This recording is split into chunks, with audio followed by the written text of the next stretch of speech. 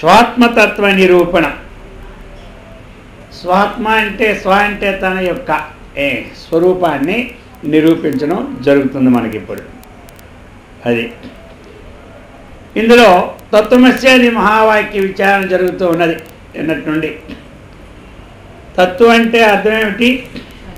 అది త్వము అంటే నీవు, అస్య అంటే ఉన్నావు, కాబట్టి అది నీవు అయి ఉన్నావు. అది ఈ మొక్క తెలుసుకోవడానికి ఒక 100 సంవత్సరాలు పడుతుంది, లేకపోతే కొన్ని జన్మలే దాటిపోతాయి. అది నీవై ఉన్నావని మొక్క గురువు చెప్పినప్పుడు అది నేనై ఉన్నానన్నటువంటి భావము అర్థం కావడానికి అది తెలుగులో అది నేనై ఉన్నానంటే ఎంతసేపు? 1 నిమిషం కూడా పట్టదు. ఈ భావం అన్నటువంటిది రావాలి అంటే 100 సంవత్సరాలకు వస్తుందో రాదో తెలియదు. అర్థమైందా? కొన్ని జన్మలు ఇందాక ఉంటారో వస్తుందో రాదో తెలియదు. అందుచేత అది నేనే ఉన్నాను అన్నటువంటిది ఒక మహావాక్యం. అది నీవై ఉన్నావని గురువు చెప్తే ఇది ఒక మహావాక్యం. మహావాక్యాలు అంటే ఏదో అనుకుంటుంటారు కదా. అది నీవై ఉన్నావని గురువు చెప్తే ఇది ఒక మహావాక్యం అయింది. దాని భావం అది నేనే ఉన్నా అని తెలుసుకుంటే ఇది ఒక మహావాక్యం అయిపోయింది. ఇప్పుడు 2 మహావాక్యాలు మనకి ఇప్పుడు అర్థమైపోయినట్టేనా? ఇదంతా ఈ ఇంద్రియముల ద్వారా ఏది తెలుసుకుంటున్నామో, దేని ద్వారా కళ్ళ ద్వారా చూస్తూ ఉన్నాం, చెవుల ద్వారా వింటూ ఉన్నాం, ఈ తెలివిని ఇది ఒక మహావాక్యం. దేని ద్వారా తెలుసుకుంటున్నామో అది నేను అనుకోవడం, అది బ్రహ్మ అనుకోవడం, ఇది ఒక మహావాక్యం. ఇదంతా బ్రహ్మే అనుకోవడం ఇంకొక వాక్యం. 4 వాక్యాలు అన్నమాట. ఈ 4 వాక్యాలను మహావాక్యాలు అంటారు. అందులో ఉపదేశ వాక్యం తత్వమసి. మరి తత్వమసి మహావాక్యంలో మనం ఏం చెప్పుకున్నాం ఇంతవరకు? జహల్లక్షణ. జహత్ అంటే విడచుట. విడచుట అంటే దేన్ని విడిచిపెట్టడం? జహత్ అంటే అదే అన్నమాట. ఇక్కడ మనకి జహల్లక్షణంలో విడిచిపెట్టవలసినది ఏమిటి ప్రశ్న. దానికి వాచ్యార్థాన్ని విడిచిపెట్టాలి. వాచ్యార్థం త్యక్త్వా వాచ్యార్థ సంబంధిని శబ్దస్య యః సంబంధః సహ జహల్లక్షణ. వాచ్యార్థాన్ని విడిచిపెట్టి వాచ్యార్థానికి ఏది సంబంధమో దాన్ని గ్రహించడం జహల్లక్షణ అంటారు. నిన్న ఏం ఉదాహరణ చెప్పుకున్నాం గుర్తుందా అందరికీ? ఎవరికైనా? గంగాయాం ఘోష సంస్కృతంలో. అర్థమైందా? తెలుగులో ఏమిటి? గంగలో గొల్లపల్లి ఉన్నది. గంగలో గొల్లపల్లి ఎక్కడైనా ఉంటుందా? గంగ వస్తే అన్నీ కొట్టుకొని పోతుంటే గొల్లపల్లి ఎక్కడ ఉంటాయి? అందుకని ఇది వాచ్యార్థాన్ని విడిచిపెట్టి సంబంధార్థం ఏమిటి? గంగా తీరే గొల్లపల్లి, గంగా తీరంలో అన్నది తీసుకున్నాం. గంగా తీరంలో గొల్లపల్లె ఉన్నదన్నమాట. మరి గంగా తీరంలో ఒడ్డునుంది. ఈ లక్షణం ఇక్కడ మనకి కుదరలేదు. ఎక్కడ? అల్పజ్ఞత్వాది విశిష్ట చైతన్యము, సర్వజ్ఞత్వాది విశిష్ట చైతన్యం అనే దగ్గర వాచ్యార్థాన్ని పూర్తిగా విడిచిపెట్టాము అంటే, పూర్తిగా విడిచిపెడితే అక్కడ లక్షణం. ఎందుకంటే చైతన్యం కంటే అతిరిక్తమైన వస్తువు లోకంలో లేదు కాబట్టి, చైతన్యాన్ని పూర్తిగా విడిచిపెట్టితే అతిరిక్త వస్తువుని గ్రహించడం లేదు కాబట్టి సంబంధార్థాన్ని గ్రహించేది ఇందులో దొరకలేదు. అందుచేత అది కుదరలేదు. ఏది కుదరలేదు? జహల్లక్షణ అనేది నేను కుదరలేదు. సరే, శిష్యుడు అడుగుతున్నాడు ఇప్పుడు, అజహల్లక్షణ తీసుకుంటే కుదరదా అంటున్నాడు. అజహత్ నా జహత్ ఇది అజహత్. జహత్ అంటే విడిచిపెట్టడం, అజహత్ అంటే విడిచిపెట్టకపోవడం. విడిచిపెట్టకపోవడం. ఏది అజహత్ అంటే మనకి శక్యార్థ అపరిత్యాగేన తత్సంబంధి అర్థాంతరే వృత్తి అజహల్లక్షణ. దాని 2 విధాలు చెప్తారు. వాచ్యార్థం గృహీతత్వ వాచ్యార్థ సంబంధిని శబ్దస్య యః సంబంధః సహ అజహ లక్షణ. ఇలాగైనా అనొచ్చు, అలాగైనా అనొచ్చు. ఇలా శక్యార్థ అపరిత్యాగేన అంటే వాచ్యార్థాన్ని విడిచిపెట్టకుండా వాచ్యార్థానికి సంబంధమైన అర్థాన్ని గ్రహించడం ఏది ఉందో దాని పేరు ఏం పేరు? అజహ లక్షణ. అజహ లక్షణ వాచ్యార్థాన్ని విడిచిపెట్టకుండా. నిన్న వాచ్యార్థం ఏం చేసాము జహల్ లక్షణంలో? వాచ్యార్థాన్ని విడిచిపెట్టి సంబంధార్థాన్ని, వాచ్యార్థాన్ని కొన్ని సంబంధార్థాన్ని తీసుకున్నాం. అర్థమైందా? వాచ్యార్థాన్ని విడిచిపెట్టి సంబంధం. సంబంధం ఏంటి? తీరే, ఒడ్డు, ప్రవాహానికి ఒడ్డు. అది మరి ఈ లక్షణం ఏమిటంటే అజహల్ లక్షణం.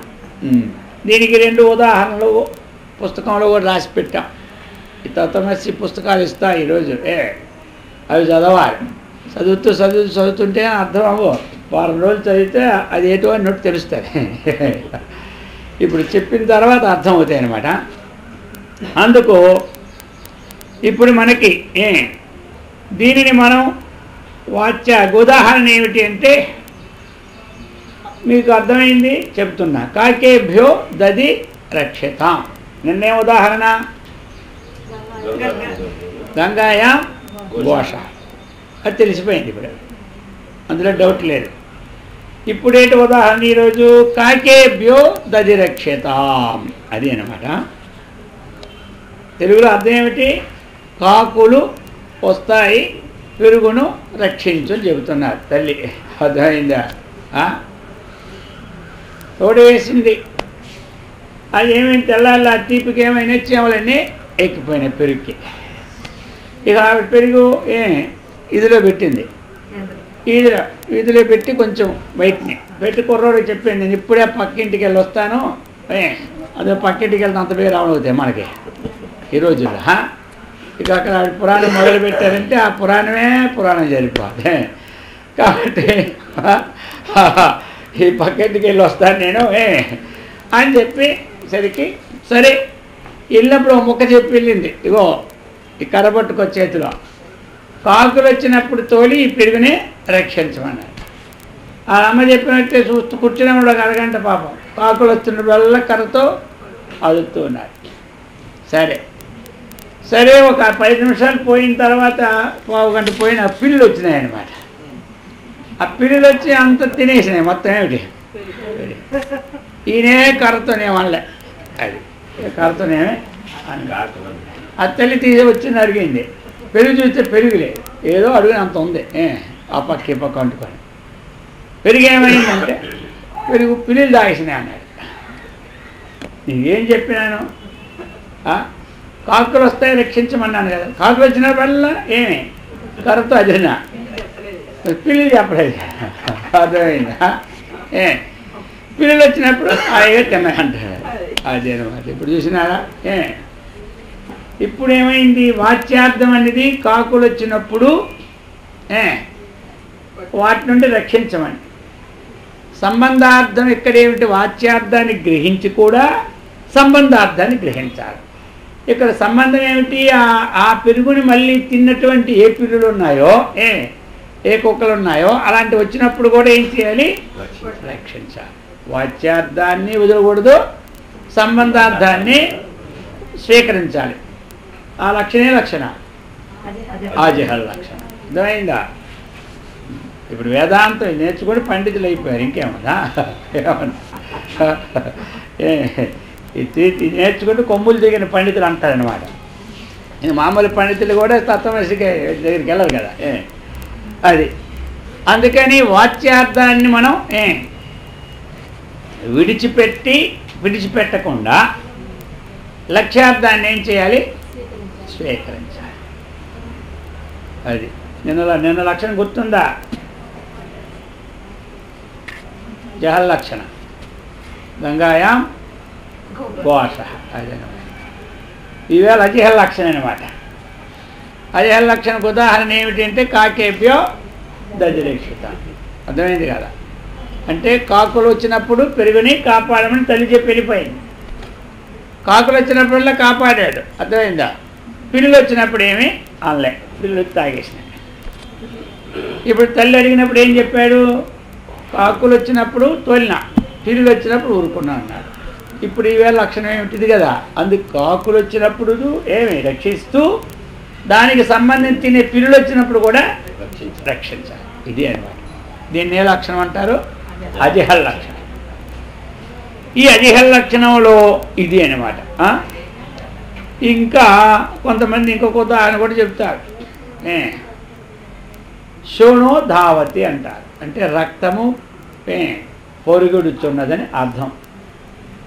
ఇదైతే ఒకటే ఉదాహరణ, ఇదైతే అందరికీ అర్థం అవుతుంది. రక్తం ఎక్కడైనా పరిగెడుతుందా? ఇది వాచ్యార్థాన్ని తీసుకుంటే సమన్వయం పడలేదు. అందుకని ఆ వాచ్యార్థమైనటువంటి సంబంధం ఏమిటంటే, ఇక్కడ శోణ అంటే ఎరుపు రంగు గల అశ్వము పొరుగెత్తుచున్నది అని. శోణో ధావతి అంటే ఎరుపు రంగు గల అశ్వము పరిగెత్తుచున్నది అని తీసుకోవడం. అదనమాట దీనికనమాట. ఎందుకంటే శోణము ఏమే అన్నది తీసుకున్నాం, ఎరుపు రంగుని తీసుకున్నాం, ఇంకా ఎక్స్ట్రా ఏం తీసుకున్నాం? అశ్వ. దానికన్నా ఇదైతే చక్కగా అర్థం అవుతుంది. కాకేభ్యోదక్ష అనేది అందరికీ చక్కగా అర్థమైపోవాలి.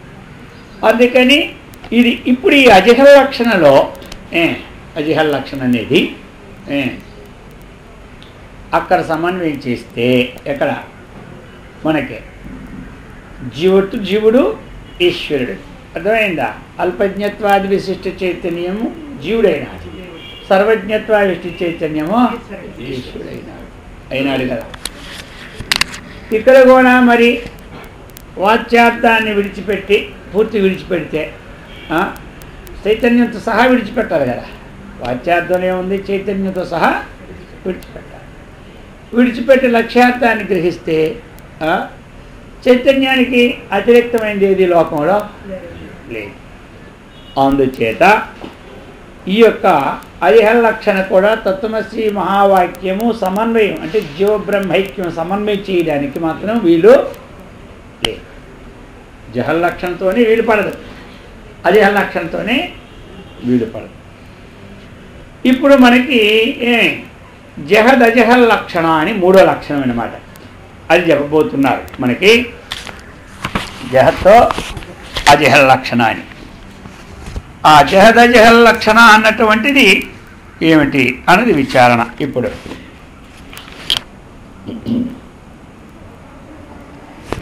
జహత్ అజహతీతి సాస్యాద్వాం యా వాచ్యార్థైకదేశమపహాయ బోధయతి చ ఏకదేశం సోయం ద్విజః ఇతి వదాశ్రయేదేనాం.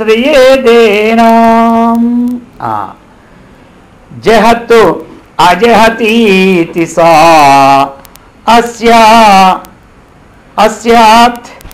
యా వాచ్యార్థైకదేశమపహాయ బోధయతి చ ఏకదేశం సోయం ద్విజః ఇతి వదాశ్రయేదేనాం శ్లోక రూపంలో ఇచ్చాడు. అదే మనం లక్షణ రూపంలో ఇందులో ఏమి రాసి పెట్టున్నాం. ఎట్లా? జహద్ అజహల్ లక్షణకి ఏకదేశ పరిత్యాగే సతి ఏకదేశ పరిగ్రహ రూప భాగత్యాగ లక్షణ. జహద్ అజహల్ లక్షణకి ఏకదేశ పరిత్యాగే సతి ఏకదేశ పరిగ్రహ రూప భాగత్యాగ లక్షణ. దానికి జహదజహల్ లక్షణ అంటారు. ఇంకేమంటారు? భాగత్యాగ లక్షణం కూడా అంటారు. ఒక భాగాన్ని త్యాగం చేయి, రెండు కూడా దాన్నే అంటారు. ఈ లక్షణమే వేదాంతానికి సమన్వయం. ఇంకా సమన్వయానికి ఇంకొక లక్షణం లేదు. దాన్ని ఇంకొక విధంగా చెప్పాలంటే శక్యతావచ్ఛేదక పరిత్యాగేన వ్యక్తిమాత్రబోధ ప్రయోజిక జహదజహల్లక్షణ. ఇంకొక అర్థాన్ని కూడా చెప్తున్నారు. వాచ్యార్థముతో కూడినటువంటి దాన్ని విడిచిపెట్టి ఆ వ్యక్తి అన్నటువంటి ఆ వ్యక్తి మాత్రాన్ని బోధించినటువంటిది ఏది ఉందో అది జహత్ అజహ లక్షణం.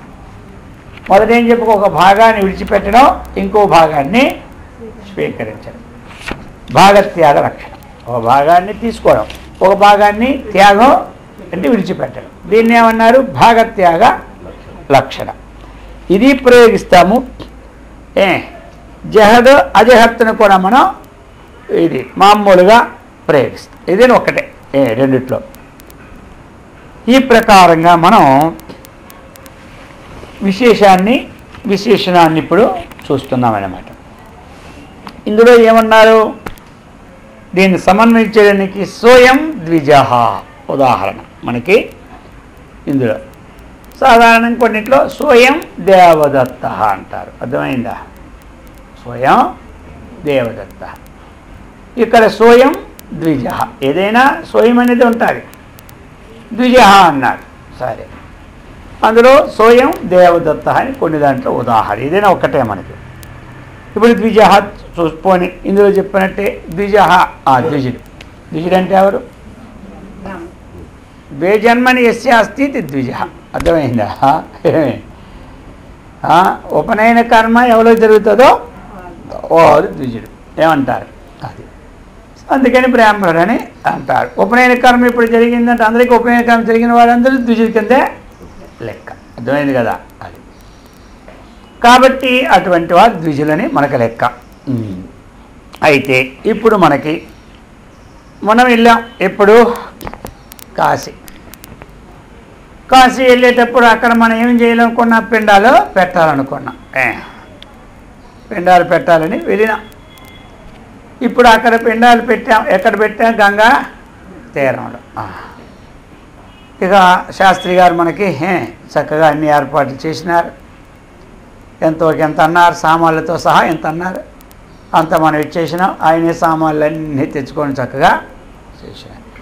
ఆయన చేసేది చూసి మనకు ఆయన అన్ని ప్రతి మంత్రము వదలకుండా చేస్తున్నాడు. ఎవరు ఆయన? అర్థమైంది? మనకి ఇసిపెట్టుకోవాల్సిన కానీ ఆయన మాత్రం ఇసిపెట్టాడు. చేయించుకున్నాడికి ఎలా ఉంటుంది చెప్పండి? చక్కగా గాబరా లేకుండా ఒక అష్టోత్తర శతం పూజన 3 గంటలు చేసేది అనుకోండి, ఎంత తృప్తిగా ఉంటుంది.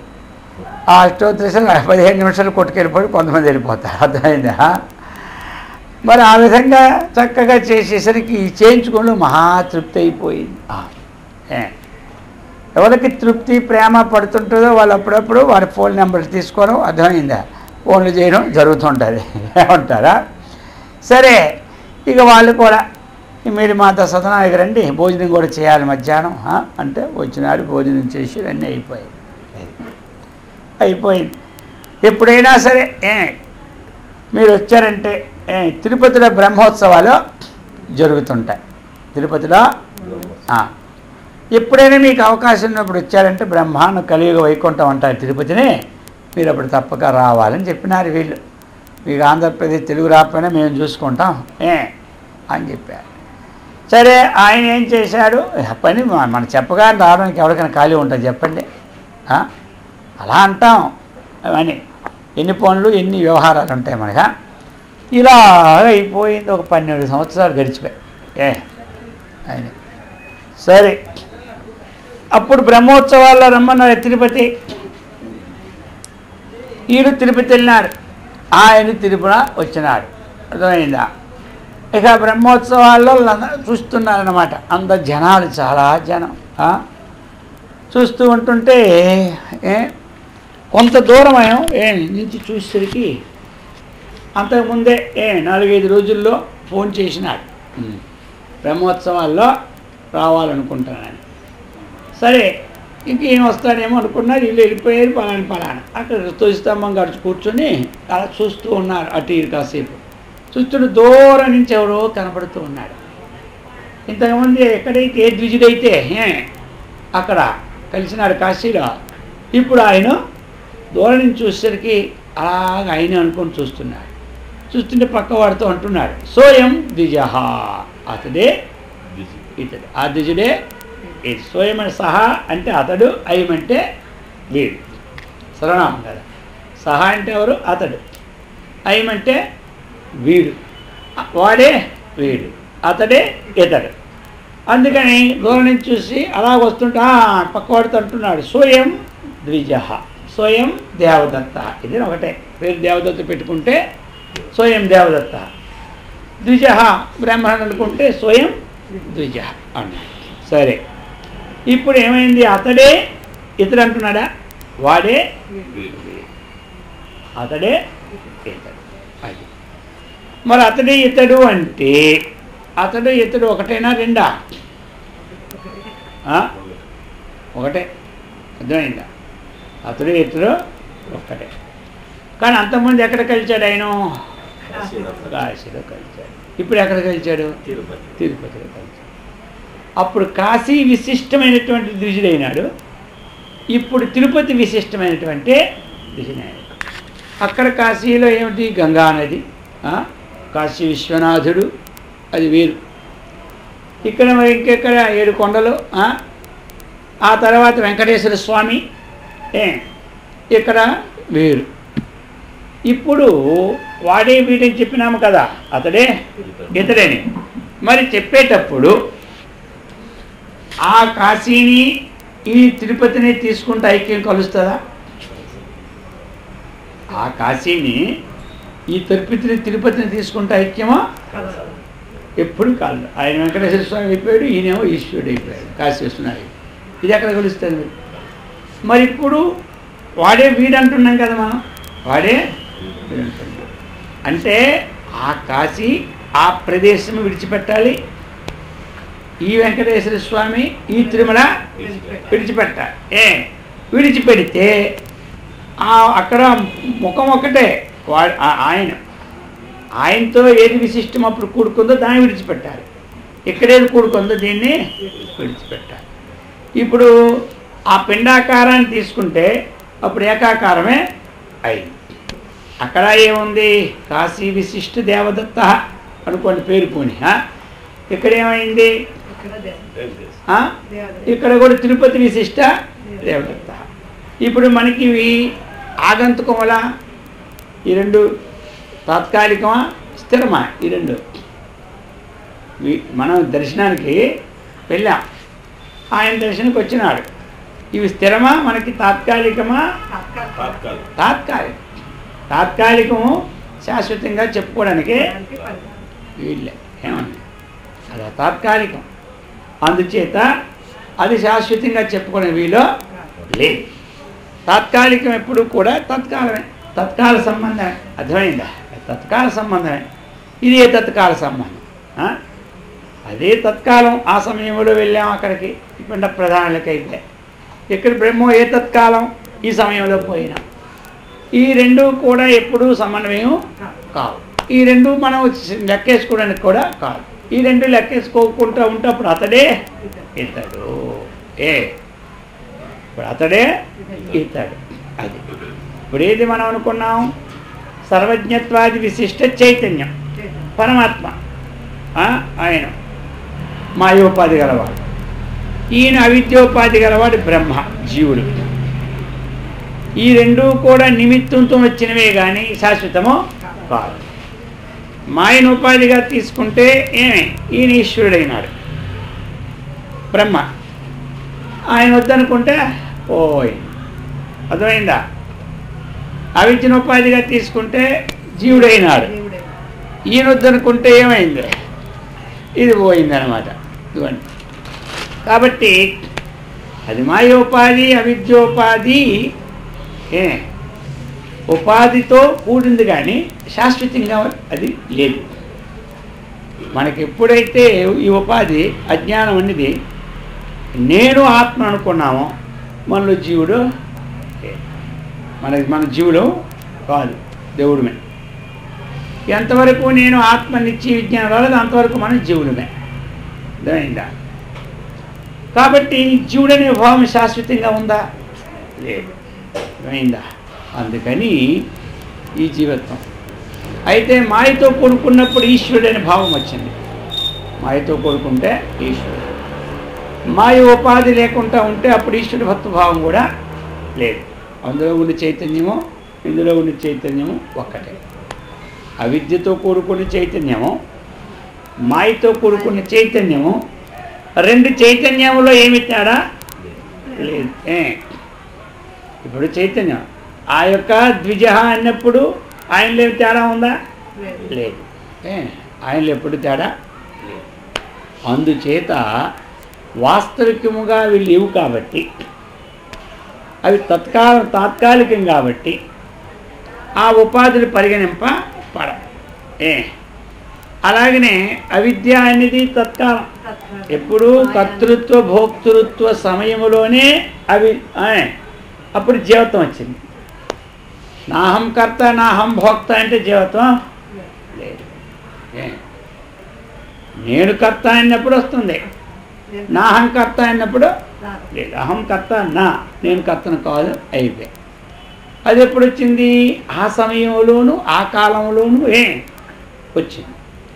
ఆ తర్వాత అది లేదు కదా. ఎల్లప్పుడూ లేనిదా లేదు, ఉండదు. కాబట్టి నిమిత్త మాత్రంగా వచ్చింది. కాబట్టి అప్పుడు మనం ఏం చేయాలి? ఈ యొక్క తత్వమస్యాది లక్షణం అనేది నిర్ణయంలో తత్కాలమైనటువంటిది, పరోక్షత్వమైనటువంటిది, సర్వజ్ఞత్వమైనటువంటిది, దాన్ని విడిచిపెట్టాలి. ఇక్కడ ఏమైపోయింది? ఏ తత్కాలమైనటువంటిది, అపరోక్షమైనటువంటిది, కించిత్యత్వమైనటువంటిది, జీవత్వమైన దాన్ని ఇక్కడ విడిచిపెట్టాలి. ఈ రెండు విడిచిపెడితే ఏమైంది? ఆ చైతన్యమే ఈ చైతన్యం. తత్తు అది సర్వత్రా వ్యాపకమైన చైతన్యం ఏదుందో, త్వం నీలో ఉన్న చైతన్యం ఏదుందో అది నీవే అయి ఉందా. ఇది తెలుసుకోవడానికి వచ్చింది మానవ జన్మ. మానవ జన్మ ఎందుకు వచ్చిందంటే ఇది తెలుసుకోవడానికి. అయితే మరి తెలుసుకోవాలంటే శరీరం ఉండాలి కదా. శరీరం లేకపోతే తెలుసుకోగలమా? తెలుసుకోవాలి. అందుకే శరీరానికి పోషణ అవసరం. పోషణ ఉండాలంటే ఎవరు పెడతారు భోజనం? 4 రోజులు 3 రోజులు పెడతారు. అత్తరింటికి అల్లుడు వచ్చిన ఎన్నాళ్ళు పెడతారు? ఏదో 10-15 రోజులు పెడతారు. తల్లు పెడతారా? ఎప్పుడు పడతారు చూస్తూనే ఉంటుంటారు. అర్థమైందా? ఆయనకి పదార్థాలు అంటే చేంజ్ మారిపోతూనే ఉంటుంటాయి. 10 రోజులు ఉన్నారంటే మొదటి రోజు ఉన్నంత నెయ్యి, అంత చక్కెర పప్పు ఉంటుంది. ఆ పూర్ణాలు 10 రోజులు వేసాక అంతా పలచనే. అంతవరకు చూడకుంటే కొంతమంది అల్లుళ్ళు వెళ్ళిపోయారు పూర్వం. అర్థమైందా? ఒక అల్లుడు మాత్రం కదలే, ఎన్నాళ్ళైనా కదలే. మామగారు బొమ్మలు లేక పొగ పెడతాను వీడికని నోటితో అనలేక ఆ గోడ మీద రాసినారు. కొత్త ఇంటికి అల్లుడు వస్తే 3 రాత్రులే ఉండాలి, అది పద్ధతి అని రాసినాడు. ఎవరు తెల్లవారులేసి గోడ మీద చూసినాడు అల్లుడుగా. నేను మాత్రం ఎక్కువ ఉంటానా? సంక్రాంతి, శివరాత్రి, నవరాత్రి ఇది రాసింది కిందనే.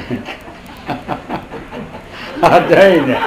నేను మాత్రం ఎక్కువ ఉంటున్నానా? 3 రాత్రులు కింద రాసినాడు. సరిపోయి సంక్రాంతి పోతే శివరాత్రి పోతే నవరాత్రి. సరే, ఒక సంవత్సరం 3 అయిపోతాయి, మళ్ళీ సంవత్సరం 3 అంతే, మొత్తానికి 3. అర్థమైందా? ఆ విధంగా అన్నమాట. అర్థమైంది కదా. అందుకోసం అలా కాకుండా మనం ఏం చేయాలి? ఈ విధంగా విచారణ చేయాలి. విచారణ చేసేటప్పుడు మనకేమైంది? ఇప్పుడు అది నీవు అయి ఉంది. ఇది తత్వమసి మహావాక్యంలో ఉన్నటువంటి విశేషం. తత్వమసి మహావాక్యం మనకు విశేషం ఏమిటి? అది నీవై ఉన్నావని గురువు ఉపదేశిస్తాడు. మనము అది నేనే ఉన్నానని తెలుసుకోవాలి. అది నేనే ఉన్నానని తెలుసుకోవాలి. మరి తెలుసుకోవాలి అంటే అది అంటే సర్వజ్ఞత్వాది విశిష్ట చైతన్యము, ఆయనేమో పరోక్షత్వము. మరి అది ఈ విశేషంతో కూడిన వాడు నేను ఎలాగవుతాను? నేను అల్పజ్ఞుణ్ణు. కాబట్టి మరి నేను జీవుడును, అతడు ఈశ్వరుడు, మా ఇద్దరికి సమన్వయం అంటూ కుదరదు అని అనుకుంటే అప్పుడు ఈ జగదజయ లక్షణం ద్వారా ఏదైతే మనకి ఈ యొక్క విడుదగిన అంశం ఉందో ఆ అంశాన్ని విడిచిపెట్టి ఏది స్వీకరింపదగిన అంశం ఉందో ఆ అంశాన్ని మనము స్వీకరించాలి. అప్పుడు స్వీకరించితే ఏమైంది?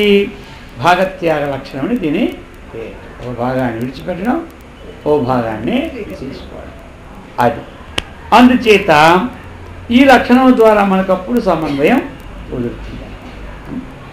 అందుకు ఈ యొక్క తత్వమసి మహావాక్యాన్ని అందుకే ఈ పుస్తకాలు అందరూ చదవండి. చదివితే చక్కగా అర్థమవుతుందన్నమాట. కొద్దిగా ఇదంతా విశదీకరణ, మొత్తం సంబంధాలు అధికరణాలు అన్ని విశదీకరణగా ఉంటాయన్నమాట. ఇది మనకి తత్వమసి మహావాక్యాన్ని.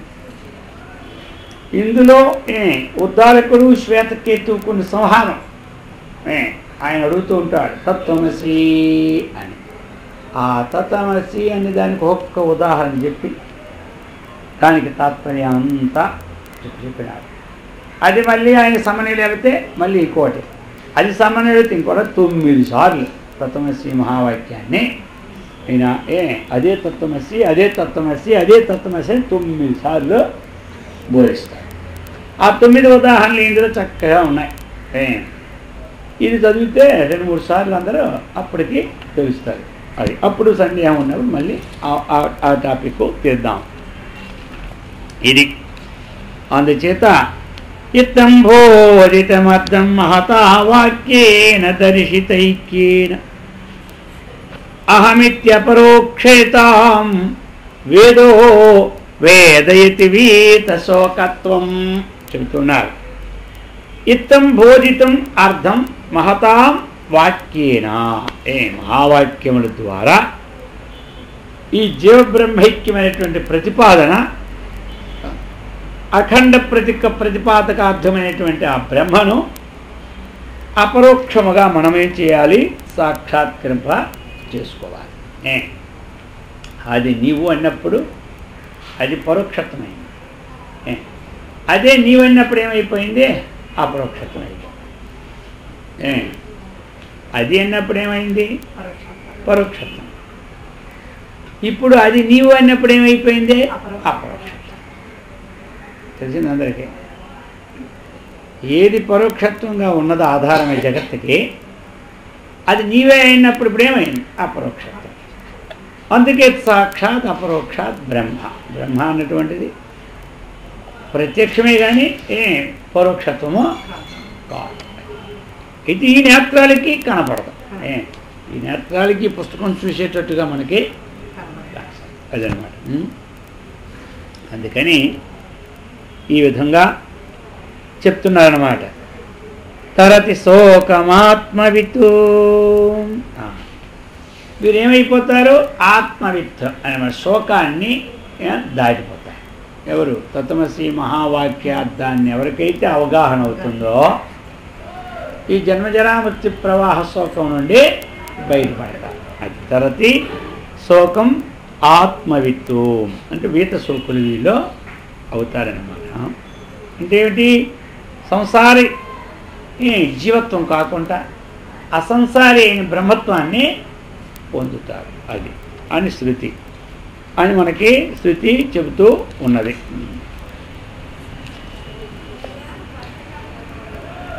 ఈ విధంగా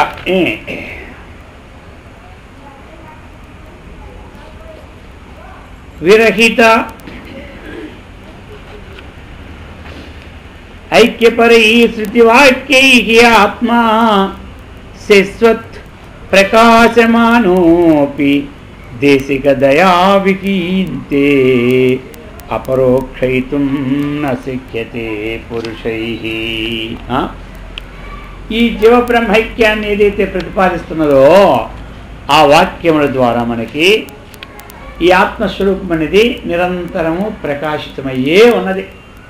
ఆత్మ అనేది మనకి నిరంతరము ప్రకాశితమే అయి ఉన్నది. మరి అయి ఉన్నది కానీ మనకు ప్రత్యక్షంగా కనబడని చేత మనకు అయి ఉంటుంది. మనం నేత్రం ద్వారా ఏ రూపాన్ని చూస్తున్నామో ఇది ఈ రూపమని నిర్ణయించేవాడు ఎవడు? లోపటొకడు. శబ్దం ద్వారా మనం వింటున్నామో ఇది శబ్దమని చెప్పేవాడు ఎవడు? లోపటొకడు ఉన్నాడు. అందుచేత ఈ విధంగా ఆత్మస్వరూపమైనటువంటి నిరంతరము ప్రకాశితమై ఉంటుంది. అయితే అది ఎట్లా మరి? ఆ బ్రహ్మజ్ఞాన సంపన్నుడైనటువంటి ఆ గురుముఖముగా తెలుసుకున్నప్పుడే మనకి కోరుతూ ఉంది. ఆ గురువు యొక్క అనుగ్రహం అంటే ఏమిటి? ఆ గురుముఖంతో చక్కగా మనం అది గ్రహించాలి. అలాగా అది లేనప్పుడు ఇది అపరోక్షాత్మానుభవం అనేది కలగదు. ప్రత్యక్షాత్మానుభవము కలగదు. ఎందుకంటే వీడికి సందేహాలు నివృత్తే అవ్వవు. అది నేను అవుతానా? వాళ్ళు చెప్తారు కదా అన్నిసార్లు, అది నేను అవుతానా? అయితే అర్థమైందా? చెప్పడం చెప్తుంటారు, కానీ అది మనం అవుతామా? అవ్వం అని మళ్ళీ మొదలెడతాడు. అక్కడికి మనకి తేడా ఏమిటని అడుగుతుంటాడు. అది ప్రకాశమానము మంది కించిత్ ప్రకాశం, అది పరమ ప్రకాశమని మళ్ళీ దాన్ని అన్వయం చేసుకొని అది నేను కానని అనుకుంటాడు. మరి అనుకుంటాడు అనేటువంటి వారి గురువు 10 సార్లు అదే నీవు అని బోధిస్తూ ఉన్నప్పుడు అప్పటికేమవుతుంది? అది నాటుకొని ఇన్నిసార్లు చెప్తున్నారంటే అది నేను అవచ్చేమో, అప్పుడు మారుతుంది కొంత. అర్థమైందా? ఆ విధంగా శాస్త్రం 10 చదువుతుంటుంటే ఈ శాస్త్రవాక్యము గురువాక్యము రెండూ కూడా మనస్సు బాగా స్థిరపడి కొన్నాళ్ళకి అది నేను నిశ్చయమో అవుతుంది. అందుచేత అది చెప్తున్నారు. అది ఆ గురువు యొక్క అనుగ్రహం లేనిదే, ఆ గురుముఖంగా ఈ వాక్య శ్రవణం లేనిదే ఆ అపరోక్షాత్మానుభవం మాత్రం కలగదు అని చెప్తున్నారు. విరహిత కామ్య నిషిద్ధ విహితానుష్ఠాన నిర్మల స్వాంత భజతి నిజమేవ బోధం గురునా కిమితి త్వయా నమంతవ్యం. విరహిత కామ్య నిషిద్ధ చెప్తున్నారు. కామ్య నిషిద్ధ కర్మలనేవి విడిచిపెట్టమన్నారు. శాస్త్ర విహిత నిత్య కర్మానుష్ఠానము అయినటువంటి దాని ద్వారా నిర్మల స్వాంత. నిర్మల అంటే ఏమిటి? మలదోషరహితమైనటువంటి స్వాంత. స్వ ప్లస్ అంతఃకరణం స్వాంత. తన అంతఃకరణం. సు ప్లస్ అంతఃకరణం స్వాంత.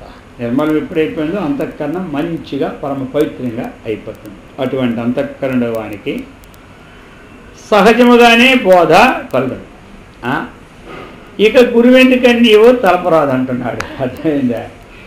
ఆ అంతఃకరణం కలిగిన వాడికి సహజంగా బోధ కలుగుతాడు కదా, ఇంకా గురువు అవసరమో ఎందుకని భావించకయా అని శాస్త్రం చెప్తుందన్నమాట. అర్థమైందా? ఎందుకు అంటే వీడికి ఏ స్థితికి నేను వచ్చాను అన్నటువంటిదే అర్థం. వీడి మనస్సుకి ఇదే నేను, ఇది అవునా కాదా, ఇది అవునా కాదా, ఇది అవునా కాదా అన్నంత వరకు కాదంటే కాదు అయిపోద్ది, అవునంటే అవునైపోద్ది. ఇది నేను కాదనుకోండి కాదు అయిపోద్ది. అందుచేత దాన్ని స్థిరపరచాలి. మరి స్థిరపరచాలి అంటే అందుకనే ప్రతి విషయానికి కూడా గురువు అవసరం. అంతే. ఒక శాస్త్రం చదువుకున్నాడు అనేక రకరకాలుగా, ఎంబీబీఎస్ శాస్త్రం కేవలం చదువుకొని ఆపరేషన్ కోత ప్రారంభించాలనుకోండి, వాడు సక్సెస్గా అది అదృష్టమైన సక్సెస్ అయితే అయిపోతే, లేకపోతే లేదు. అది దాని సంగతి లేదు. కానీ అనుభవజ్ఞుడైన వాని దగ్గర విషయాలను తెలుసుకొని ఆపరేషన్ ప్రారంభిస్తే అప్పుడే అవుద్ది. ఆ యొక్క శాస్త్రంలో ఉన్న నైపుణ్యము, అనుభవజ్ఞుడి దగ్గర ఉన్నటువంటి అనుభవత్వము, ఈ రెండు కలిస్తే వానికి కూడా ధైర్యం ఉంటుంది. అందుచేత ప్రతిదానికి కూడా గురువు అవసరం. అది లోకంలో అది. అందుకే మన కామ్య నిషిద్ధ కర్మలన్నీ విడిచిపెట్టాలి. అంతఃకరణ శుద్ధం కావాలంటే నిషిద్ధ కర్మాచరణ ఉండకూడదు. అయితే మనస్సు ప్రతివాడికి పోతుంది. ఎందుకంటే నీరు పల్లానికి పోయేటట్టుగా మనస్సు విషయ సుఖాలకి మరిగి నిషిద్ధ ఆచరణ ఎందుకు పోవడానికి గంతులు వేస్తాం. మనస్సు ఎందుకంటే దానికి ఇంతకు పూర్వము ఈ శాస్త్రజ్ఞానం అనేది లేదు. ఎవరు గురువులు చెప్పిన జ్ఞానం మనసుకి పట్టలేదు. ఇప్పుడు శాస్త్రజ్ఞానం సంపాదించినప్పటికీ, గురువుల ద్వారా విన్నప్పటికీ ఆ పూర్వం ఆచరించినటువంటి నిషిద్ధమైన వ్యాపారాలు ఉన్నాయి కదా, వాటికి తనంతో తాను పోవడానికి తనకు తెలియకుండానే పోవాలి. మనం ఇప్పుడు అటు పోవాలనుకున్నా అదే పోతాడు. అందుకే భగవంతుడు ఏమడిగినాడు, ఇది అర్జునుడు ఏమడిగినాడు, భగవద్గీతలో అడిగాడు కదా, ఏమని అడిగినాడు, బలాదివ నియోజిత. బలాదివ 3వ అధ్యాయంలో అడిగాడు కదా, బలాదివ నియోజిత, అది బలత్కారంగా నేను వద్దనుకున్నా ఎందుకు పోతుంది, నేను వద్దనుకున్నా ఎందుకు పోతుంది అన్నాడు. ఎందుకు పోతుంది అంటే అప్పుడు చెప్పాడు, కామయేష క్రోధయేష రజోగుణ సముద్భవ మహాశినో మహాపాప్మా విద్యైనమిక వైరినం అని 3వ అధ్యాయంలో చెప్పినాడు. అర్థమైందా? కాబట్టి మనకు ఆ విషయములను ఇచ్చి లేకపోయినా ఏ వార్ష్ణేయ బలాదేవ నియోజిత, ఆ బలత్కారంగా తీసుకెళ్ళే విషయం పెడుతుంది, నాకు ఇప్పుడు ఇచ్చలేదు. కానీ ఆ విషయాలు ఇది పొందాలనే బలత్కారంగా పోవడానికి కారణం ఏమిటయ్యా అన్నాడు. అంటే ఇప్పుడు నీకు లేకపోయింది, కానీ పూర్వం నీ దాంట్లో ఆ కామ బీజం అది అనుభవించాలంటే వాసనా బీజం దాంతో అనుభవించి ఉన్నా కాబట్టి ఇప్పుడు ఆ వాసనా బీజం అన్నటువంటిది నీకు తెలియకుండానే పోతూ ఉంటుంది. అభ్యాసం చేసిన తర్వాత ఏమవుతుంది, మనకి తెలియకుండానే మనం ఓ పారాయణ చేస్తున్న అభ్యాసం మనకు తెలియకుండానే పారాయణ ముందుకు వెళ్ళిపోవడం ఉందా. ఒకసారి అలా కూర్చుని పోతేనే పోతాం, ఎక్కడికి వెళ్ళా మనకు కూడా ఎక్కడైనా పారాయణ వచ్చిన మాకు అక్షరాలు ఆగిపోయామనుకో, ముందుకెళ్ళే అక్షరాలు గుర్తు రాకపోయేసరికి ఏమవుతుంది, ఎక్కడి నుంచి ఎక్కడ వదిలేమో మనకే తెలియదు, ఎక్కడ చదివామో మనకే తెలియదు. ఆ విధంగా అభ్యాస బలం చేత మన అదుపులో లేకపోయినా అయిపోతూనే ఉంటుంటారు ముందు చదివినటువంటి అభ్యాసం. ఆ విధంగా మనస్సు కూడా ఏమవుతుంది, నిషిద్ధ కర్మాచరణ ఎందు పోతూ ఉంటుంటారు. ఇప్పుడు మనం ఏం చేయాలి, దాన్ని ఈ చదువుకున్న దాంతో దాన్ని విడిచిపెట్టాలి. 2 కామ్య కర్మలు ఏమంటారు, అది ఈ కర్మ చేస్తేనే నాకు స్వర్గలోకం ప్రాప్తం అవుతుంది అన్నటువంటి భావన వద్దు. మనకి చేయదగిన కర్మ చెయ్యాలి అనేది ఉండాలి. అది స్వర్గాది సుఖాలు కావాలని మనం కోరుకోకూడదు. అర్థమైంది? అవి మళ్ళీ ప్రతిబంధకాన్ని కలిగిస్తాయి. ఏది కోరామో అది మనపై వస్తుంది, కాదని కాదు. వచ్చింది తర్వాత ఆ ఒక్కతాలు అయిపోద్దా, మరి కొన్ని ఫలాలన్నీ కలిసి కదా జన్మ, పాప పుణ్య మిశ్రమ జన్మ కదా. అందుచేత మనము ఆ కామ్య కర్మలను కూడా ఆ స్వర్గలోకాలు వెళ్ళాలి, ఇందులో భోగం అనుభవించాలి, ఇవన్నీ ఉండకూడదు. ఇంకా ఏది శాస్త్రవిహితమైన కర్మ చేయాలి. నిత్య నైమిత్తిక ప్రాయశ్చిత్త ఉపాసన అనుష్ఠానేన, శాస్త్ర నిత్య కర్మలు, నైమిత్తిక కర్మలు, ప్రాయశ్చిత్త కర్మలు ఇవన్నీ మనం చేసుకోవాలి. దీనివల్ల ఏమవుతుంది, మనకి బోధ అనేది స్వయంగా నిర్మలాంతఃకరణానికి బోధ అనేది స్వయంగా మనకి కలిగిపోతుంది. అదేనమాట కర్మభిరేవ నబోధ ప్రభవతి గురునా వినా దయానిధినా ఆచార్యవాన్ హి పురుషో వేదేతి అర్థస్య వేద సిద్ధత్వా చెప్తున్నారు. అయినా గురునా వినా దయానిధినా గురునా వినా బోధ నభవతి. గురువు ఎలా ఉండాలి, దయగలవాడి. అర్థమైందా? దయ ఎప్పుడు ఉంటుంది చెప్పండి మనకి, దీనిలో ఏందో దయ ఉంది మనకి, దీనిలో ఏందో దానిలో ఏమైనా మనకి ఒక స్వార్థ బుద్ధి ఉందా? మన దయ ఉంది కదా, దయలో స్వార్థ బుద్ధే.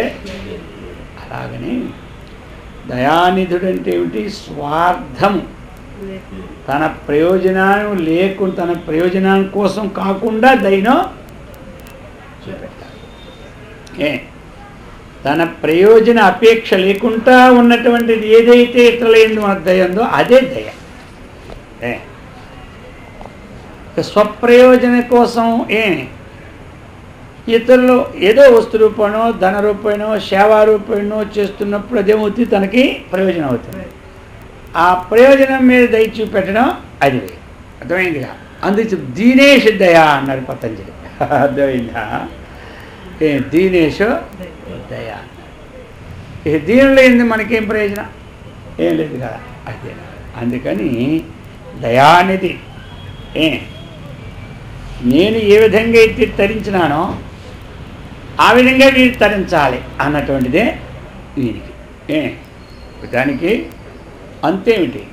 ఆశకు మేర లేదు, కనకాద్రి సమూహం పైన లేసామో వెంటాల. ఆశకు మేర ఉందా? ఏమీ లేదు. మన భారతదేశానికి హద్దులు ఉన్నాయి. అర్థమైందా? అమెరికా ఒక హద్దులు ఉన్నాయి, ఆంధ్రప్రదేశ్కి హద్దులు మేరలు ఉన్నాయి, కానీ యాచకు మాత్రం మేర లేనే లేదు. ఇది అలాంటిది అనమాట ఆశకు. అది అందుచేత అటువంటి దయానిధిన ఆచార్యవాన్ పురుషో వేద. ఆచార్యుని యొక్క అనుగ్రహపాత్రుడు పురుషుడే ఆ బ్రహ్మస్వరూపాన్ని చక్కగా అయిందా అని శృతి బోధించుటచే కరుణానిధి గురువు యొక్క అనుగ్రహము లేక కేవల కర్మానుష్ఠానము చేత బోధ కలుగనేరు. కర్మానుష్ఠము చేత జ్ఞానము, కర్మానుష్ఠానం వల్ల అంతఃకరణమే శుద్ధి కలుగుతాయి. ఈ బోధ అనేది ఉపదేశ రూపంలోనే కలుగుతాయి. శాస్త్రం చదువుతున్నందువల్ల ఆ శాస్త్ర సజన సందేహాలు నివర్తింప చేసుకున్నటువంటి బోధ జ్ఞానం వల్ల ఇది కలుగుతుంది. అందుచేత చెప్తున్నారన్నమాట. వేదో అనాదితయా వాయద్వా పరమేశ్వర ప్రణీతతయ భవతి పరమం ప్రమాణం బాధో నాస్తి స్వతశ్చ పరతో వా.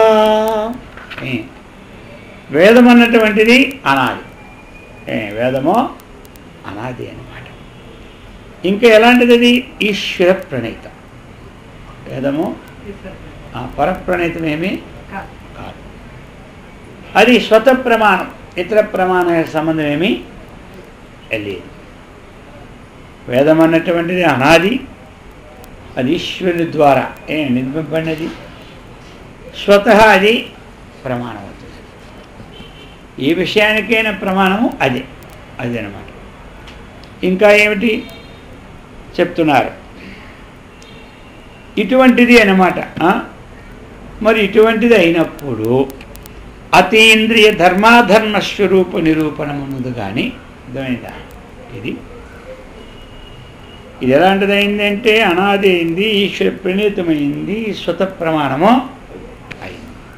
మరి ఇటువంటిది వేదము ఇంద్రియముల యొక్క ధర్మాధర్మ స్వరూపములో నిరూపణముందు కానీ బ్రహ్మస్వరూప నిరూపణ ఎందు కానీ ప్రత్యక్షాది ప్రమాణములు అసమర్థములు కూడా చేత ప్రవర్తింపవు.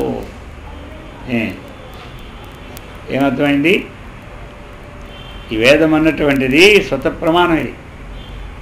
ఇది అతీంద్రియ ధర్మాధర్మ స్వరూప నిరూపణమునందు కానీ ఇది వేదం. అతీంద్రియం అంటే ఇంద్రియమునకు విషయమో కానిది. ఇంద్రియమునికి విషయాలన్నీ ఇవన్నీ, కాబట్టి మన ప్రత్యక్షము అవుతుంది. అది అటువంటి ఇంద్రియాని ధర్మాధర్మాలకి నిరూపణ కానటువంటి ఆ బ్రహ్మస్వరూపమునందు. బ్రహ్మస్వరూపం ఎలాంటిది? ఇంద్రియములకు గోచరము కాదు. అది మరి దాని ఎందు ప్రత్యక్షాది ప్రమాణములన్నీ కూడా అసమర్థం. దేని ఏందో బ్రహ్మని మనకి ఈ ప్రత్యక్షమనగా అనుమానమనమా ఆగమనగా ఈ ప్రమాణాలు ఉన్నాయి కదా, అర్థాపత్తి అనుపలబ్ధి ఇవన్నీ. మరి ప్రత్యక్షం ఒక ప్రమాణం, అనుమానము ఒక ప్రమాణం, ఉపమానము ఒక ప్రమాణం, శబ్దము ఒక ప్రమాణం, అర్థాపత్తి ఒక ప్రమాణం, అనుపలబ్ధి మనకి ప్రమాణాలు ఎన్ని వేదాంతులకి 6 ప్రమాణాలు. అర్థమైందా? షట్ ప్రమాణాలు అన్నమాట. కాబట్టి ఈ 6 ప్రమాణాలు మనకి ప్రత్యక్షము, అనుమానము, ఉపమానము, శాబ్దము, అర్థాపత్తి, అనుపలబ్ధి. అర్థమైందా? ఇదే ప్రత్యక్ష ప్రమాణం అంటే ఏమిటి? కనబడేది. ఇంద్రియానికి విషయానికి సంబంధం అనేది కలిగిందో దాన్ని ప్రత్యక్షం. అంతేకాదు ఇంద్రియార్థ సన్నికర్షజన్య జ్ఞానం ప్రత్యక్షం. ఇంద్రియార్థ సన్నికర్షజన్య జ్ఞానం ప్రత్యక్షం. అర్థం అంటే ఏమిటి? వస్తువు. ఇంద్రియం అంటే ఏమిటి? నేత్రం. దీని సన్నికర్షం అంటే ఏమిటి? సంబంధం. ఇంద్రియార్థ సన్నికర్ష జన్య జ్ఞానం ప్రత్యక్షం. ఇంద్రియానికి వస్తువుకి సంబంధం కలిగినప్పుడు ఇదేమవుతుంది? ఇది పుస్తకము, ఇది గడియారము అన్నటువంటిది మనకి తెలుస్తుంది. ఇదే ప్రత్యక్షం. అనుమానం అంటే ఏమిటి? ప్రత్యక్షంలో ముందు చూసి ఇది అదే అన్నటువంటి ఊహించింది అనుమానం. అణు అంటే పశ్చాత్, అణు అంటే మానం అంటే ప్రమాణం. పశ్చాత్ అనేది ప్రత్యక్షానంతరం కలిగినటువంటి సదృశాన్ని, ఇది ఒకదాన్ని హేతువుని చూసి సాధ్యాన్ని గుర్తుపెట్టడం అనుమానం. ఇలాగా పర్వతో వన్యమా ధూమ. పర్వతము వన్ని కలిగినది అంటే అగ్ని కలిగింది. పర్వతం ఏమిటి?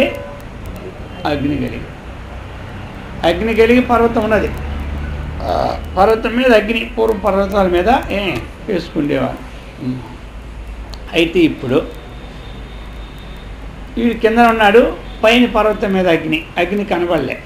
కనబడింది పొగ. పొగను చూసి ఇప్పుడు ఏమోంచాడు? అగ్ని ఉన్నది. ఇది దీనేమంటారు? అనుమానం. పొగను ముందు చూశాడు వంటింటిలో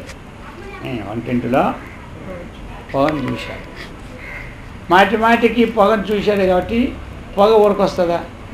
అగ్ని లేకుండా పొగ ఉండదు అని మొట్టమొదటి తెలుసుకున్నాడు ప్రత్యక్షంగా. ఇప్పుడు ఎక్కడైనా ఒక చెరుకు తోట కాలిపోతుంది ఎక్కడో దూరాన్ని. అర్థమైంది? అది ఆ పొగ పైనకి వస్తుంటుంది. ఈ మధ్యన అడ్డు వల్ల మనకు అక్కడ కాంతేమి. కానీ ఇప్పుడు ఆ పొగను చూసి ఏ విధంగా ఊహించాడు? ఎక్కడో అగ్ని ఉంది, అగ్ని లేకుండా పొగ రావడం కాదు. అందుకని ఇది అనుమానం. ఈ విధంగా ఊహించడం అనుమానం. ఇక ఉపమానం. ఉపమానం అంటే ఏమిటి? సదృశ్యం. ఉపమానం అంటే సదృశ్యం అన్నమాట. ఉపమానం అంటే సదృశ్యం. చంద్రుని వంటి ముఖము అంటాం మనం. చంద్రుని వంటి ముఖం. కలువు పుష్పం అంటే ముఖము అంటాం. పద్మవల అంటే ముఖము అంటాం. ఇదేమిటి మరి? ఉపమానం. అది ఉపమానం. ఉపమాన అలంకారమే ఇది ఉపమానం. కాబట్టి ఇది ఉపమానం అంటారు దీన్ని. అది చంద్రుని వంటి సదృశ్యం. అది చంద్రవన్ ముఖ. చంద్రవన్ ముఖ. అలాగనే కలువు పుష్పాలు అంటే అంటాం కదా. అంటే ఆ గుణాలు ఇందులో కొన్ని ఉంటాయి. ఉన్నప్పుడు మొత్తం అన్ని గుణాలు ఉండవు, అన్నీ ఉంటాయి. చంద్రుడు అయితే రాత్రి ఏమో ప్రకాశమానం అవుతాడు. మరి చంద్రుడి ముఖం అన్నాం కాబట్టి ఇక రాత్రి లైట్ అక్కర్లేదు, మనం మారిస్తే ఏమంటారా? అర్థమైందా? కానీ కొన్ని ఉపమాన సదృశ్యం అది, కొన్ని సదృశ్యాలు ఉంటాయి అది. దీన్ని ఏమంటారు? అది ఈ ఉపమానం అంటారు. అది కొంతమంది గో సదృశ్య గవయ అంటారు. గోవుతో సమానం గవయ. ఒకటి అడవిలో అయ్యా గవయం ఉంది, గవయం అని ఒక మృగం అనమాట. అది ఎలా ఉంటుంది? గోవులా ఉంటుంది. కాబట్టి వీడు గోవుని ఇక్కడ చూసినాడు, అడవిలోకి వెళ్ళాడు. ఆ గవయం ఇదే మోడల్గా ఉన్న చేత అది గో సదృశ గవయ. అలాగనే చంద్రవృత్తి ముఖం, ఇదేమన్నా దీని ఉపమానం. ఇక శబ్ద ప్రమాణం అన్నమాట. ఏమిటి శబ్దము అనేది ఏంటి? దానికి ఒక పదానికి ఒక శక్తి ఉంటుందన్నమాట. అర్థమైంది? ఒక పదానికే శబ్దానికి శక్తి ఉంటుంది. ఆ పదానికి శక్తి లేకుండా ఉండదు. దీన్ని ఆగమ ప్రమాణం. శబ్దమన్నా ఆగమమన్నా ఒక్కటే అన్నమాట. కాబట్టి ప్రతిదానికి శక్తి లేకుండా ఉండదు. ప్రతిదానికి ఈశ్వర సంకేతం. దీనికి ఇది అని ఒక సంకేతం పెడతారన్నమాట. అది ఒక కొండ అనేసరికల్లా ఒక మట్టితో ఒక సంకేతం. కంబుగ్రేవాది ఆకారం కలిగినటువంటిది కొండ. ఇది మొట్టమొదటి నుంచి వస్తూ ఉన్నది ఈ సంకేతం అనేది. ఏమంటారు? ఆ శబ్దానికి ఈ వస్తువుకు ఉన్నటువంటి సంకేతం అది. ఆ ప్రకారంగా మనకి ఉంటుంది అన్నమాట. ఇంకా ఎలాంటిది మరి శబ్దం ప్రమాణం? ఇది ఏం చేస్తుంది? శాస్త్రంలో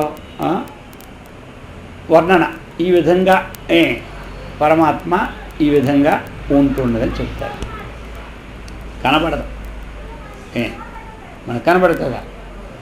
ఏకమేవ అద్వితీయం బ్రహ్మ సృష్టి పూర్వం ఏకమేవ ఆసీత్ అధునాపి తదైవ ఆసీత్ అని ఈ శబ్దము మన శాస్త్రం యొక్క ప్రమాణం. ఇది మనకి ఇది ఒకటనమాట. అర్థమైంది కదా? దీన్ని ఏమంటారు? శబ్ద ప్రమాణం అంటారు. ఆగమాచార్యుల ద్వారా ఏదైతే మనకి తెలుస్తుందో ఆ వాక్యాన్ని శబ్ద ప్రమాణం. ఆగమం అంటే వేదం, ఆచార్యులు అంటే దాన్ని అనుష్ఠించినటువంటి వారు. కాబట్టి ఆగమ ఆచార్యులు అనమాట వీళ్ళ వల్ల ఇది శబ్దం. ఇక ఏమిటి? అర్ధాపత్తి. ఇది ప్రమాణం. అర్ధాపత్తి అంటే ఏమిటి? అర్ధవత్తు ఆపత్తి. అర్థమైందా? పీనో దేవదత్త దేవా నభుంక్తే. దేవదత్త అనేవాడు పేనహ. పేనహ అంటే మంచి బలిసి ఉంటాడు. దివా నభుంక్తే, వాడు దివా నభుంక్తే. పగలెప్పుడు భోజనం చేయడు, కానీ మనిషి అలాగ ఉంటాడు, బలిచిపోయి ఉంటాడు. ఇది అర్థాన్ని బట్టి ఏగా ఉంటుంది. పగలు భోజనం చేసి మనిషి బలిసి ఉంటాడా? ఇక రాత్రి భోజనం చేస్తారని తెలిసిపోయింది. వస్తువుని బట్టి దివానా భుంక్తే పగలనే భోజనం చేయనా అంటే మనిషి లావుకున్నాడంటే అర్థం ఏమిటి? రాత్రిడు అలాంటి భావాన్ని ఇచ్చినటువంటి ఏవైతే ఉంటాయో అర్థాలని దాన్ని అర్ధాపత్తి అంటారు. అనుపలబ్ధి అన్నమాట. ఉపలబ్ధి లేకపోవడం అంటే అభావం. ఇప్పుడు ఇక్కడ ఘటాభావం ఉంది, ఘటం యొక్క ఉపలబ్ధి లేదు. అర్థమైందా? ఇక్కడ మన భూమి మీద ఇప్పుడు చూసినా ఇప్పుడు కొండ ఉందా? ఇక్కడ కొండ లేదు. ఈ అభావం అనేది ఏమిటి? అక్కడ వస్తువు అనేది ఉపలబ్ధి లేకపోవడమే అభావం. అర్థమైందా? వస్తువు ఉపలబ్ధి లేదు. ఇలాంటి సందర్భాల్లో ఈ ప్రమాణాన్ని ఉపయోగిస్తారు. అర్ధాపత్తి, అనుపలబ్ధి. ఇక్కడ స్వర్ణాభావ, బంగారం అనేది. కానీ ఉపలబ్ధి ఏమైంది? ఇక్కడ అనుపలబ్ధి అయింది. ఉపలబ్ధి కాలే. బంగారం అనేది ఉపలబ్ధి కాలే. ఉపలబ్ధి ఏమైంది? అభావం అయింది. బంగారం యొక్క అభావం ఇక్కడ జరుగుతుంది, కానీ భావం మాత్రం. ఇలాగ మనకి ప్రమాణాలు షడ్విధ ప్రమాణాల ద్వారా అయితే ఆ ప్రమాణాల ద్వారా మనము ఈ ఆత్మను నిర్ణయించడానికి వీలు ఇదమిద్దమని ఆత్మని నిర్ణయించడానికి వీలు కాదు. అది చెప్తున్నారన్నమాట ఇక్కడ మనకి. ఆత్మ అది. అందుచేత ప్రత్యక్షాది ప్రమాణములు బ్రహ్మస్వరూపమునందు అసమర్థములొకటిచే అవి ప్రవర్తింపవు. అతీంద్రియమైనటువంటి ధర్మ స్వరూపానికి కానీ ఈ బ్రహ్మస్వరూప నిరూపణకు కానీ ఈ ప్రత్యక్షాది ప్రమాణాలు ఏవి సమర్థం కావు. అట్టి అతీంద్రియార్థ నిరూపణమునందు వేదము పరమ ప్రమాణం. వేదము పరమ ప్రమాణం. వేదాంతములన్నీ నిర్విశేష బ్రహ్మ ప్రతిపాదకములని ఉపక్రమోపసంహారాదుల ద్వారా నిర్ణయించుడి చేత చెప్తున్నారు. మనకి ఈ నిర్విశేష బ్రహ్మ వేదాంతములన్నీ దేనికోసం చెబుతాయి? ఆ పరమాత్మ కోసమే చెబుతాయి. జీవబ్రహ్మను ఐక్య విషయ. అందుచేత స్వత విరోధము కానీ బాధ కానీ దీనికి లేదు అని చెప్తూ అతీంద్రియార్థ ప్రతిపాదం ఒకటిచే ప్రత్యక్షాది ప్రమాణాంతముల చేత కూడా బాధ కలుగునేరు. అది మనకి వేదము అన్నటువంటిది ఎందులోకి వెళ్ళిపోయింది? ఆగమ ప్రమాణంలో అర్థమైందా? మనకి ఏ వేదమైతే దేన్నైతే వర్ణిస్తున్నదో ఆ వర్ణనకి అది అతీతమైందే కానీ కాదు. అది వర్ణించిన దేని నుంచి ఏది పుట్టిందో దాని విశేషం ఇది వర్ణిస్తున్నది. దేని నుంచి ఏది పుట్టింది? పరమాత్మ నుంచి వేదం పుట్టింది. అందుకు వేదం పరమాత్మనే వర్ణిస్తుంది. అంతే. మరి వేదం దేన్ని వర్ణిస్తుంది? పురుషోత్తం చదివినాము, మంత్రపుష్పం చదివినాము. ఏమి దేని వర్ణన? పరమాత్మిక వర్ణనే. అంతే కదా. స్త్రీ సూక్తం చదువుతున్నాం, పురుషోత్తం చదువుతున్నాం, మంత్రపుష్పం చదువుతూ ఉన్నాం, నమ్మకం చదువుతూ ఉన్నాం, చమకం చదువుతూ ఉన్నాం. ఇది ఈ విధంగా అనేక రకరకాలన్నీ చదువుతున్నాం మనం. ఇవన్నీ దేన్ని వర్ణిస్తున్నాయి? పరమాత్మనే వర్ణిస్తున్నాయి. దాన్ని వర్ణిస్తూనే ఉన్నాం. అర్థమైంది కదా. అది అందుచేత దేని నుంచి పుట్టాయో దాన్నే వర్ణిస్తూ ఉన్నాయి అన్నమాట. అయితే ఆ వర్ణనంతా మనం బుద్ధి ద్వారా గ్రహించి వర్ణిస్తుంటాం. మనం ఎక్కడ? బుద్ధి ద్వారా. అయితే బుద్ధికి అది సాక్షి మాత్రం ఉంటుంది కానీ బుద్ధికి ప్రత్యక్షం మాత్రం మన బుద్ధి ద్వారా శాస్త్ర ప్రమాణాన్ని హితమిత్తమని మనం అనుకుంటాం కానీ పరమాత్మ హితమిత్తమని ఎప్పుడు బుద్ధి ద్వారా నిర్ణయించుటకో కాదు. అది మాత్రం వీడు కాదు. అది చెబుతున్నారనమాట. ఈ విధంగా మనకి నాపేక్షతే యదస్య యత్తు అపేక్షంతే అఖిలాని మానాని వాక్యం తన్నిగమానాం మానం బ్రహ్మాద్యతీంద్రియావగతో చెప్తున్నారు. ఇప్పుడు మనక ఈ అనుమానాది ప్రమాణాలన్నీ కూడా దేనికోసం ఇవన్నీ మరి అంటే కొన్ని లోకములు తెలుసుకోవడానికే ప్రమాణాలు. ఇవన్నీ కొన్ని విషయాలు ఆ వస్తువుని కొన్ని సిద్ధి చేయడానికి ప్రమాణాలు అవసరం. అంతేగా. లక్షణ ప్రమాణాభ్యాం వస్తు సిద్ధి. ఒక వస్తువుని మనం సిద్ధి చేయాలంటే లక్షణం ద్వారా ఉండాలి, ప్రమాణం ద్వారానే ఉండాలి. అదేనమాట. ఇప్పుడు మనం ఏంటి సమన్వయం కోసం జగల్లక్షణ ఈ జగదజ లక్షణం ద్వారా దాన్ని సిద్ధి చేశాం. అలాగనే మరికొన్ని ప్రమాణాల ద్వారా కొన్ని వస్తువులు సిద్ధి చేస్తాయి అంతవరకు. కానీ ఇది ఏ లక్షణానికి అతీతమైనటువంటిదే,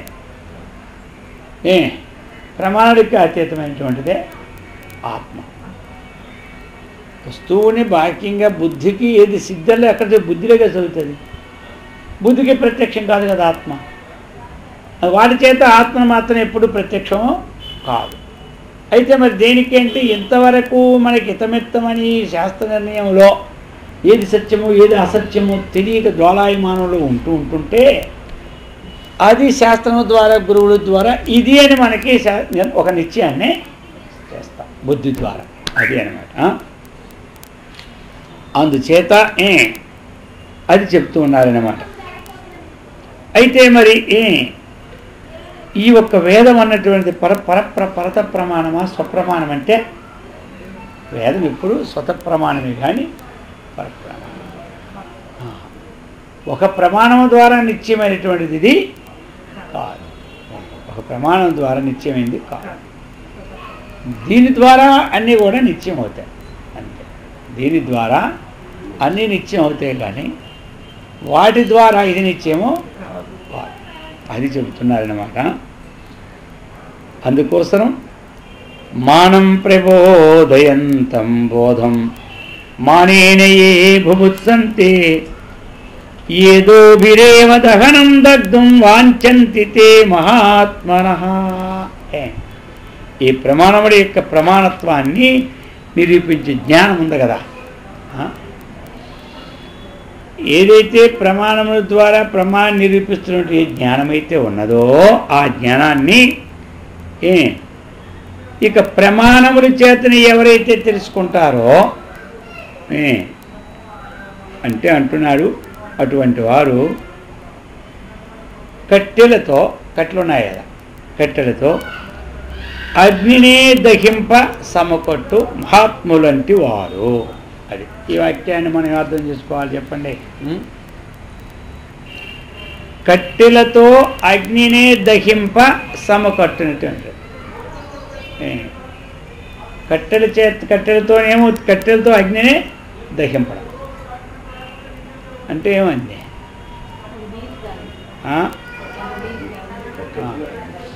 కట్టెలతో అగ్ని దహింపవుతుందా? అగ్ని చేతి కట్టెలు దహింపవుతుందా? అర్థమైంది కదా ఇప్పుడు. ఈ ప్రమాణముల ద్వారా పరమాత్మను తెలుసుకోవడం అంటే కట్టెలతో అగ్ని దహించినట్టే ఉంటుంది. ఆయన లోకంలో కట్టెలతో అగ్ని ఎప్పుడో అగ్ని చేత కట్టెలో ఇది అక్కడ అంతరార్థం. అర్థమైంది కదా. అందుకని ఈ యొక్క ప్రమాణముల ద్వారా ఆత్మని సిద్ధి ఏదైతే ప్రమాదాన్ని సంపంచుకుని జ్ఞానం ఉన్నదో ఆ జ్ఞానమును అది ప్రమాణముల చేతనే ఎవరు తెలుసుకొని కోరుదురో దీని ద్వారా ఇదన్నీ గ్రహిస్తూ ఉన్నాము. అది దాని ద్వారా గ్రహించదని వీలో నేత్రం ద్వారా రూపాన్ని గ్రహిస్తాం. ఈ రూపానికి ఇచ్చిన శక్తిని నేత్రం ఇప్పుడు గ్రహించలేదు. ముక్కు ద్వారా గంధాన్ని గ్రహిస్తున్నాం. ఆ గంధం ఏ ఘ్రాణేంద్రియం ఏ శక్తి ద్వారా ఈ ఘ్రాణేంద్రియం గంధాన్ని గ్రహిస్తుందో ఆ శక్తిని ఈ ఘ్రాణేంద్రియం ఎప్పుడూ కూడా గ్రహించలేదు.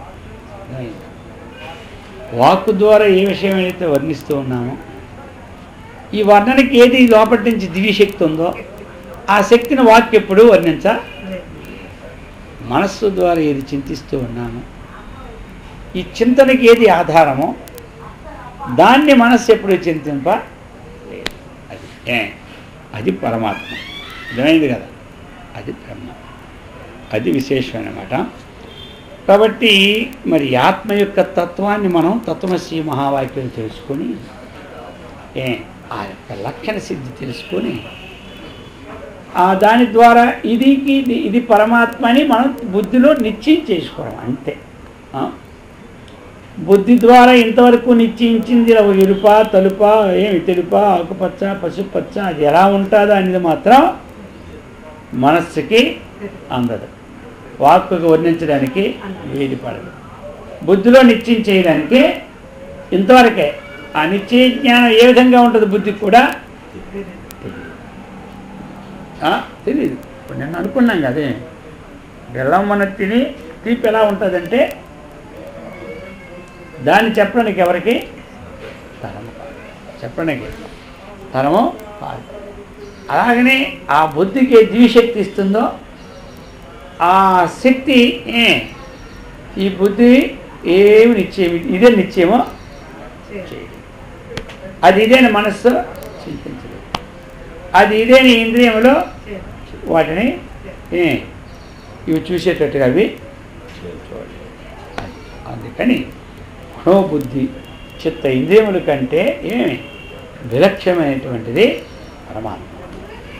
అటువంటి పరమాత్మ స్వరూపులం ఎవరు? మనం అందరం. మరి అది విచారణ ద్వారా ఇది నేను అన్నటువంటి స్థిరత రావాలి కాబట్టి మరి దానికి విచారణ అనేది అవసరం.